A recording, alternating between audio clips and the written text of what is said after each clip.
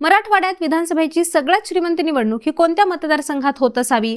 तर या प्रश्नाचं उत्तर येऊन थांबतं ते परभणीतील गंगाखेडपर्यंत. धनदांडगे उमेदवार ही गंगाखेडची ओळख केवळ राज्यातच नाही तर देशात पोहोचलीये. अभ्युदय बँकेचे चेअरमन सीताराम मामा घनदाट, उद्योजक रत्नाकर गुट्टे आणि राष्ट्रवादी काँग्रेसचे माजी आमदार डॉक्टर मधुसूदन केंद्रे अशा 3 तगड्या नेत्यांभोवती या मतदारसंघाचं राजकारण फिरतं. 1995 पासून घनदाट मामा हे 3 वेळेस, केंद्रे 1 वेळेस आणि गुट्टे 1 वेळेस आमदार झालेत. आता यंदा पुन्हा घनदाट मामा विरुद्ध गुट्टे अशी लढत जवळपास निश्चित आहे. त्यामुळे आता यात कोण बाजी मारणार आणि कुणाची काय समीकरण आहेत जाणून घेऊयात लेट्स अप मराठीच्या निवडणूक स्पेशल ग्राउंड झिरो या सिरीज मधून. चांदा ते बांदा पुन्हा होणार धुमशान. घुमणार तुतारीचा आवाज की पेटणार ठाकरेंची मशाल. काँग्रेसच्या हाताला मिळणार का साथ? भाजपचा जखमी शेरही उतरलाय मैदानात. शिंदेंची ताकद तारणार का महायुतीचे जहाज? अजितदादांचे गुलाबी वादळ घोंगावणार की बसणार? प्रकाश आंबेडकर यांचे डावपेच कसे राहणार? मनसेचे इंजिन यंदा तरी धावणार? महाराष्ट्रातील प्रत्येक विधानसभा मतदारसंघाचे ग्राउंड अपडेट्स आणि सविस्तर विश्लेषण ग्राउंड झिरो फक्त लेट्स अप मराठीवर. गंगाखेड या विधानसभा मतदारसंघावर अनेक वर्ष शेतकरी कामगार पक्षाचंच वर्चस्व होतं. 1972 साली निवडून आलेले त्र्यंबक सावंत हे काँग्रेसचे इथले शेवटचे आमदार. त्यानंतर 1978, 1980, 85 आणि 90 असे 4 टर्म शेकापचे ज्ञानोबा हरी गायकवाड हे इथून निवडून आले. 1990 मध्ये सहकारातून आलेल्या सीताराम घनदाट यांनी भाजपकडून निवडणूक लढवली, पण त्यांचा पराभव झाला. 1995 मध्ये ते अपक्ष निवडणूक लढवत त्यांनी विजय मिळवला. त्यानंतर 1999 आणि 2000 या निवडणुकीमध्ये सुद्धा घनदाट मामा यांनीच विजय संपादन केला. 2004 ला इथून तत्कालीन भाजपचे नेते डॉक्टर मधुसूदन केंद्रे यांच्या मदतीनं भाजपच्या विठ्ठल गायकवाड यांनी विजय मिळवला होता. 2009 ला या मतदारसंघाची पुनर्रचना झाली, तेव्हा पालम आणि पूर्णा तालुक्याचाही या मतदारसंघात समावेश करण्यात आला. शिवाय अनुसूचित जातीसाठी राखीव असलेला हा मतदारसंघ त्या झालेल्या पुनर्रचनेत खुला झाला. 2009च्या निवडणुकीत अपक्ष सीताराम घनदाट हे 80,404 मतं घेत निवडून आले. त्यावेळी भाजपने मधुसूदन केंद्रे यांना इथून तिकीट दिलं होतं. यात घनदाट यांनी केंद्रेंचा 18,000 मतांनी पराभव केला, तर राष्ट्रवादीकडून उभ्या असणाऱ्या सुरेश वरपुडकर यांना 48,703 मतं होती. 2009च्या निवडणुकीनंतर मात्र इथलं राजकारण हे कमालीचं बदललं. परळीच्या रत्नाकर गुट्टे यांची गंगाखेडच्या राजकारणात तेव्हा एंट्री झाली. त्यावेळी गुट्टेंना परळीमध्ये साखर कारखाना सुरू करायचा होता. मात्र धनंजय मुंडे यांच्याशी न जमल्यानं गुट्टेंनी गंगाखेड शुगर्स नावाचा कारखाना सुरू केला. मुंडे यांच्याशी झालेल्या वादात गुट्टेंची राष्ट्रवादीशी जवळीक वाढली. त्यातूनच त्यांच्या कारखान्याच्या उद्घाटनाला स्वतः तत्कालीन केंद्रीय कृषी मंत्री असलेले शरद पवार हे गंगाखेडला आले होते. पण पुढे 2च वर्षांमध्ये धनंजय मुंडेंनी राष्ट्रवादीत प्रवेश केला. त्यांच्यासोबत मधुसूदन केंद्रे यांनीही राष्ट्रवादीची वाट धरली.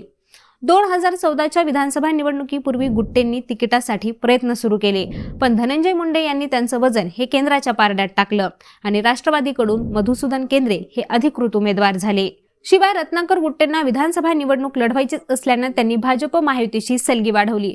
त्यावेळी महायुतीत ही जागा राष्ट्रीय समाज पक्षाला सुटली. मग गुट्टेंनी रासपचं तिकीट घेतलं. तेव्हा गुट्टेंनी केंद्रेंना टफ फाईट दिली आणि या निवडणुकीत केंद्रेंनी राष्ट्रवादीच्या तिकिटावर मैदान मारलं. पण केंद्रे आणि गुट्टे यांच्यातील मतांचा फरक हा केवळ 2200 मतांचा होता. अपक्ष रिंगणात असलेल्या घनदाट मामा यांना 47,714 मतं मिळाली होती, तर शिवसेनेच्या उमेदवाराने 41,000 मतं घेतली. 2019 निवडणुकीपूर्वी गुट्टेंनी शेतकऱ्यांच्या नावावर परस्पर 328 कोटींचं कर्ज घेतल्याचा आरोप केंद्रेंनी केला. त्यानंतर हे प्रकरण न्यायालयात उभं राहिलं आणि गुट्टेंना अटकही झाली. पण त्यानंतर देखील त्यांनी तुरुंगातून निवडणूक लढवली आणि ते विजयी झाले. तर महायुतीतच शिवसेनेनं जिल्हा प्रमुख विशाल कदम यांना उमेदवारी दिली. कदम यांना 63,111 मतं मिळाली आणि ते दुसऱ्या क्रमांकावर राहिले. तर घनदाट मामा हे पुन्हा एक वेळेस अपक्ष म्हणून मैदानात असताना 52,000 मतं घेत तिसऱ्या क्रमांकावर राहिले. शिवाय 2014 मध्ये निवडून आलेल्या केंद्रे यांचं डिपॉझिट जप्त झालं आणि ते 8,000 मतं घेऊ शकले. यंदाच्या विधानसभा निवडणुकीत राष्ट्रीय समाज पक्षानं स्वतंत्र लढण्याची भूमिका घेतली आहे। यात आता रत्नाकर गुट्टे यांची भूमिका काय असणार हे बघणं महत्त्वाचं ठरणार आहे। तर गुट्टेंनी रासप सोबत राहणं पसंत केल्यास ही जागा महायुतीत शिवसेनेला किंवा राष्ट्रवादीला सुटू शकते। गंगाखेड विधानसभा मतदारसंघ महायुतीमध्ये शिवसेनेला सोडावा अशी मागणी शिवसेनेचे माजी खासदार तथा जिल्हा प्रमुख सुरेश जाधव यांनी केली आहे। तर राष्ट्रवादीला सुटल्यास केंद्रे यांना पुन्हा उमेदवारी मिळू शकते। महाविकास आघाडीतही या जागेसाठी रस्सीखेच पाहायला मिळते। शिवसेनेच्या ठाकरे पक्षाचे जिल्हा प्रमुख असणारे विशाल कदम हे उमेदवारीसाठी आग्रही आहेत, तर 3 टर्म आमदार राहिलेले सीताराम घनदाट हे राष्ट्रवादीच्या शरदचंद्र पवार पक्षाकडून इच्छुक आहेत। गुट्टे हे रासपकडून राहिल्यास आणि घनदाट यांनी अपक्ष जाण्याची भूमिका घेतल्यास या मतदारसंघात चौरंगी लढत पाहायला मिळू शकते। नुकत्याच झालेल्या लोकसभा निवडणुकीत गंगाखेडमधूनच महादेव जानकर यांना मताधिक्य मिळालं होतं। गंगाखेड मतदारसंघातील पायाभूत सोयी सुविधांचा आपण विचार केला तर आमदार रत्नाकर गुट्टे यांनी शिंदे सरकारकडून अनेक योजनांसाठी 5,000 कोटी रुपये मंजूर करून घेतलेत।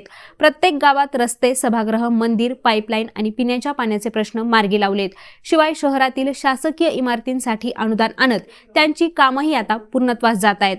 भविष्यातील 25 वर्षांचा विचार करत गंगाखेड, पालम आणि पूर्णा या तालुक्यात 98 कोटी रुपयांची पाणीपुरवठा योजना ही आमदार गुट्टे यांनी शासनाकडून मंजूर करून घेतली आहे। पालम आणि पूर्णापेक्षा गंगाखेड तालुक्यातील शिक्षणाचा दर्जा हा चांगला आहे, पण उच्च शिक्षण घेण्यासाठी विद्यार्थ्यांना जिल्ह्याच्या ठिकाणीच जावं लागतं।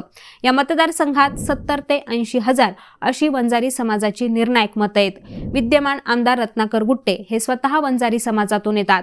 त्यांनी या मतदारसंघात केलेली विकास कामं आणि जातीय फॅक्टरमुळे सध्या तरी गुट्टेंचं पारडच जड दिसते। त्यामुळे आता गंगाखेडची जनता ही रत्नाकर गुट्टेंनाच पुन्हा आपला आमदार म्हणून निवडून देणार की यंदा नवीन उमेदवाराला संधी देणार हे पाहणं महत्त्वाचं ठरणार आहे। आता मंडळी, याबद्दल तुम्हाला काय वाटतं ते आम्हाला कॉमेंट करून नक्की सांगा। तसंच यांसारखंच महाराष्ट्रातील प्रत्येक विधानसभा मतदारसंघाचं अभ्यासपूर्ण विश्लेषण जाणून घेण्यासाठी लेट्स अप मराठीला सर्वच सोशल मीडिया हँडलवरती फॉलो करायला विसरू नका आणि पाहत रहा लेट्स अप मराठी।